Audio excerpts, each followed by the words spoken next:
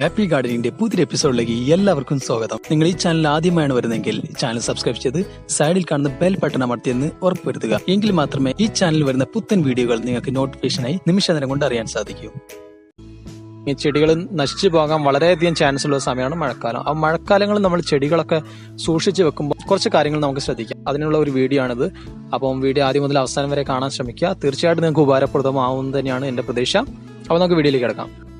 മഴക്കാലം ആകുമ്പോൾ ആദ്യം നമ്മൾ ശ്രദ്ധിക്കേണ്ട കാര്യം, മഴവെള്ളം ഓവറായിട്ട് തട്ടിത്തെറിച്ച് ചെടിയിലേക്ക് വരുന്ന ഏതെങ്കിലും ഭാഗങ്ങളുണ്ടെങ്കിൽ ആ ഭാഗങ്ങളിൽ നിന്നെല്ലാം ചെടി നമ്മൾ മാറ്റി വെക്കാൻ ആദ്യം ശ്രമിക്കുക. ഏതെങ്കിലും ഭാഗത്ത് വീടിന്റെ സൈഡിൽ നിന്നൊക്കെ സൺഷെയ്ഡിൽ നിന്നൊക്കെ വെള്ളം തട്ടിത്തെറിച്ച് ചെടിയുടെ മുകളിലേക്ക് നേരിട്ട് പതിക്കുന്ന ഏതെങ്കിലും ഭാഗങ്ങളിൽ ചെടി നിങ്ങൾ വെച്ചിട്ടുണ്ടെങ്കിൽ ആദ്യം തന്നെ നിങ്ങൾ ചെയ്യേണ്ടത് ആ ഭാഗങ്ങളിൽ നിന്നെല്ലാം ചെടി മാറ്റി മഴവെള്ളം നേരിട്ട് തട്ടിത്തെറിച്ച് വീഴാത്ത സ്ഥലങ്ങളിലേക്ക് ചെടി മാറ്റി വെക്കുക. അങ്ങനെ വെച്ചിട്ടില്ലെങ്കിൽ എന്ത് സംഭവിക്കുക വെച്ചാൽ ലോലമായിട്ട് തണ്ടുകളുള്ള ചെടികളൊക്കെ ആണെങ്കിൽ വളരെ പെട്ടെന്ന് ഒടിഞ്ഞു പോകാനും പെട്ടെന്ന് ചീഞ്ഞു പോകാനൊക്കെ ഒരു ചാൻസ് ഉണ്ട്. ആ ഒരു പ്രശ്നം ഒഴിവാക്കാൻ വേണ്ടിയിട്ടാണ് അങ്ങനെ സൺഷെയ്ഡിന്റെ ചുവട്ടിലൊക്കെ ചെടി വെച്ചിട്ടുണ്ടെങ്കിൽ മാറ്റി വെക്കാൻ പറയുന്നത്.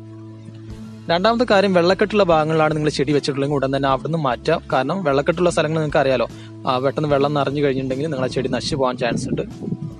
അടുത്ത കാര്യം, നമ്മൾ ഗ്രോ ബാഗിൽ ആവശ്യത്തിന് നീർവാർച്ച ഉറപ്പുവരുത്തണം എന്നാണ്. ഞാൻ പല വീഡിയോയിലും പറയാറുണ്ട്, ഗ്രോ ബാഗ് നിറച്ചിട്ടുണ്ടെങ്കിൽ ഗ്രോ ബാഗിൽ ആവശ്യത്തിന് നീർവാർച്ച ഉറപ്പുവരുത്തിയിട്ടില്ലെങ്കിൽ ചെടികൾ മഴക്കാലങ്ങളിൽ ചീഞ്ഞു പോകാൻ ചാൻസ് ഉണ്ട്.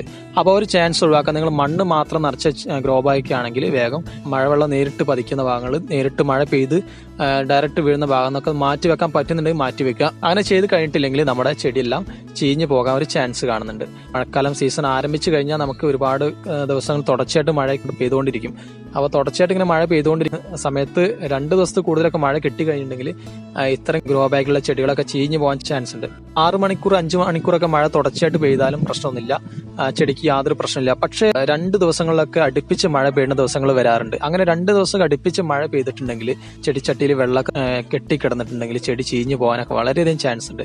പ്രത്യേകിച്ച് നമ്മുടെ ഗ്രൗണ്ട് ഓർക്കിഡ് 10 മണി ചെടികൾ, 10 മണി ചെടിക്കൊക്കെ ഭയങ്കരമായിട്ട് പ്രശ്നമാണ്. വെള്ളം കെട്ടിക്കിടന്നാൽ ഓൺ ദ സ്പോട്ടിൽ ചെടി ചീഞ്ഞു പോകും. അതൊക്കെ ഒഴിവാക്കാൻ വേണ്ടിയിട്ട് മഴ വരുന്നതിന് മുൻപായിട്ട് ചെടിച്ചട്ടിയുള്ള നീർവാർച്ചയൊക്കെ ഒന്ന് ഉറപ്പുവരുത്തുക. നിങ്ങൾക്ക് ചെടിച്ചട്ടി മാറ്റി അങ്ങനെ വെക്കാൻ പറ്റാത്തൊരവസ്ഥയാണെന്നുള്ളെങ്കിൽ ചെടി നിങ്ങൾക്ക് ഇനി ചെടിച്ചട്ടി പുറമേ നിന്ന് മാറ്റി വെക്കാൻ പറ്റില്ല, അങ്ങനെ ഷെഡോ കാര്യങ്ങളോ ഒന്നും ഇല്ല എന്നുണ്ടെങ്കിൽ ഡയറക്റ്റ് മഴ പെയ്യുന്ന ഭാഗത്താണ് ഉള്ളത്, ചെടിച്ചട്ടിയിൽ ആവശ്യത്തിന് നീർവാർച്ച നിങ്ങൾക്ക് ഉണ്ടോ ഇല്ല എന്ന് ഉറപ്പില്ലെങ്കിൽ നിങ്ങളൊരു കാര്യം ചെയ്യുക. 10 മണി ചെടിക്കാണ് നിങ്ങളുടെ കയ്യിലുള്ളെങ്കിൽ അതിന്റെ കുറച്ച് കമ്പൊക്കെ എടുത്ത് മാറ്റി വെക്കുക. വേറെ പ്ലാസ്റ്റിക് ബോട്ടിൽ കുറച്ച് മണ്ണൊക്കെ നിറച്ച് അതിലേക്ക് കുത്തിയിട്ട് നിങ്ങളൊന്ന് വേറെ സ്ഥലത്തേക്ക് വീടിന്റെ അകത്തേക്ക് അങ്ങനെ മാറ്റി വെക്കുക. കാരണം എന്താ വെച്ചാൽ ഈ മഴ പെയ്ത് അഥവാ ഇനി നിങ്ങളുടെ ചെടി നശിച്ചു പോയാലും നിങ്ങൾക്ക് വേറെ ബാക്കപ്പ് ആയിട്ട് കുറച്ച് ചെടികൾ കയ്യിലുണ്ടാകുമ്പോൾ അതെടുത്ത് നടാൻ സാധിക്കും. ഇനി അടുത്ത കാര്യം നിങ്ങൾ ശ്രദ്ധിക്കേണ്ടത് എന്താ വെച്ചാൽ, മഴക്കാലങ്ങളിലാണ് ഏറ്റവും കൂടുതൽ ഫംഗസ് രോഗങ്ങൾ ചെടികൾ പ്രത്യക്ഷപ്പെടുക. അപ്പം ആവശ്യത്തിന് മഴയും വെള്ളവും ഈ ഹ്യൂമിഡിറ്റി ഒക്കെ വന്നു കഴിയുമ്പോൾ ചെടികളിൽ സാധാരണയായിട്ട് ഫംഗസിന്റെ ആക്രമണം വരാറുണ്ട്. ഫംഗസ് വന്ന ശേഷം നമ്മളത് പ്രതിരോധിക്കാൻ നോക്കിയിട്ട് കാര്യമില്ല. പലപ്പോഴും ഫംഗസ് ഒക്കെ വന്ന് ചീഞ്ഞു തുടങ്ങുമ്പോഴാണ് പലപ്പോഴും അത് കാണാറുള്ളത്, ഫംഗസ് ആക്രമിച്ച കാര്യമൊക്കെ. അപ്പോൾ നമ്മളൊരു കാര്യം ചെയ്യുക, കുറച്ച് ഫംഗിസൈഡൊക്കെ മേടിച്ച് വെക്കുക. എന്നിട്ട് മഴക്കാലങ്ങളിൽ മാസത്തിൽ ഒരിക്കലും നിങ്ങൾ ഫംഗിസൈഡൊക്കെ ഒന്ന് സ്പ്രേ ചെയ്ത് ചെടികൾക്കൊക്കെ ഒന്ന് സ്പ്രേ ചെയ്ത് കൊടുക്കുക. അതിൽ മണ്ണിൽ ഒഴിച്ചു കൊടുക്കുക. അതൊക്കെ വളരെ നല്ലതാണ്. അപ്പോൾ ചെടിയിൽ ഫംഗസിന്റെ ഒരു രോഗബാധ വരുന്നത് നമുക്ക് തടയാൻ പറ്റും. പിന്നെ എപ്പോഴും ശ്രദ്ധിക്കേണ്ട കാര്യം, മഴക്കാലങ്ങളിൽ ധാരാളം കീടങ്ങൾ നമ്മുടെ ചെടികളൊക്കെ ആക്രമിക്കും. ഇലകൾക്കടിയിലൊക്കെ ധാരാളം കീടങ്ങളൊക്കെ വന്നിരുന്ന് ചെടിയെ ആക്രമിക്കും, ചെടി ഒന്ന് നശിപ്പിക്കാൻ ചാൻസ് ഉണ്ട്. പ്രത്യേകിച്ച് ഒച്ചുകളൊക്കെ മഴക്കാലങ്ങളിൽ പ്രത്യക്ഷപ്പെടുന്ന പ്രത്യേക ഒരു കാറ്റഗറി ജീവികളാണ്. അപ്പം ഈ ഒച്ചുകളുടെ ശല്യമൊക്കെ ഉണ്ടോ നിങ്ങൾ നോക്കുക. ഒച്ചുകളുടെ ശല്യം ഉണ്ടോ എന്ന് അറിയാൻ നിങ്ങൾ കാര്യം ചെയ്യുന്നത്, രാത്രി കാലങ്ങളിൽ മഴയില്ലാത്ത സമയങ്ങളിലൊക്കെ ടോർച്ച് അടിച്ച് ചെടിയിലൊക്കെ ഒന്ന് പരിശോധിക്കുക. നമുക്ക് ഈ രാത്രി കാലങ്ങളിലാണ് ഒച്ചിനെ നമുക്ക് കാണാൻ പറ്റുക. പകൽ സമയങ്ങളിൽ ഒച്ചിനെ കാണാൻ പറ്റില്ല. ഒച്ചി ചെടികൾക്ക് അടിയിലോ മണ്ണിന്റെ അടിയിലേക്ക് ഊഴ്ന്നിറങ്ങിപ്പോവും. രാത്രി സമയങ്ങളിലാണ് ഇവ ഭക്ഷണത്തിനൊക്കെ ആയിട്ട് പുറത്തിറങ്ങുക.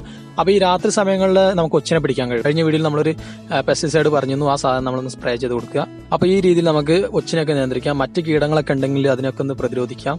മറ്റ് കീടനാശിനികളൊക്കെ ഒന്ന് പ്രയോഗിച്ച് നോക്കുക. എപ്പോഴും മഴക്കാലങ്ങൾ നമ്മൾ ചെടികൾ നിരീക്ഷിച്ചിട്ടില്ലെങ്കിൽ മഴക്കാലങ്ങളിലൊക്കെ ധാരാളം ചിത്രശലഭത്തിന്റെ ലാർവകളൊക്കെ വന്നിട്ട് നമ്മുടെ ചെടി നശിപ്പിക്കാറുണ്ട്. ചിത്രശലഭത്തിന്റെ ലാർവകൾ മിക്കതും മഴക്കാലങ്ങളിൽ പ്രത്യക്ഷപ്പെടാറുണ്ട്. അപ്പോൾ ഈ സീസണ് അവറ്റകൾക്ക് ഭയങ്കരമായിട്ട് ഇഷ്ടമുള്ള ഒരു സീസണാണ്, മുട്ടയിടുന്ന ഒരു സീസണാണ് മഴക്കാലം. അപ്പോൾ ആ ഒരു സമയം നിങ്ങൾ തീർച്ചയായിട്ടും നോക്കണം. കീടങ്ങൾ ധാരാളം വരുന്ന സീസണാണ്, അപ്പോൾ നോക്കുക.